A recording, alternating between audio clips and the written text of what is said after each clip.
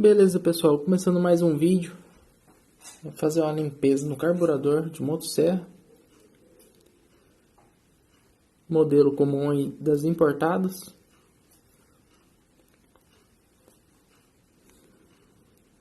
Bastante sujeira.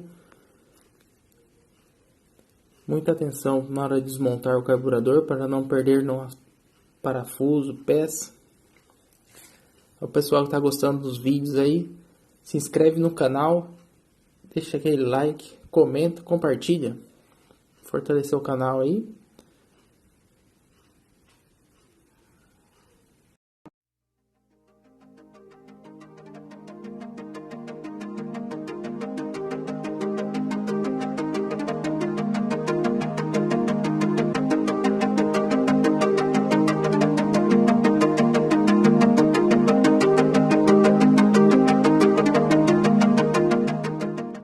Essa parte inferior tem uma tela.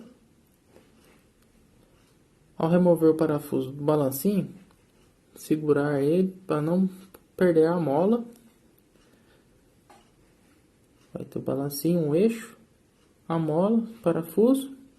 Muita atenção na hora de soltar o parafuso. Quando remover os parafusos de regulagem, o L de baixa e o H de alta, deixar separados para não colocar respectivamente seus lugares corretos, para não danificar o carburador. Cada parafuso geralmente é diferente o tamanho. Remover a tela com cuidado. Eu posso limpá-la e usá-la novamente.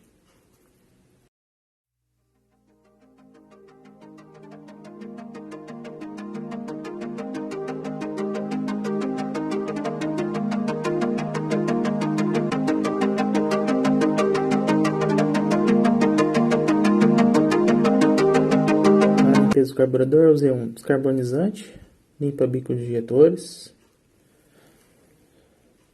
passando aí em toda a superfície que está com sujeira.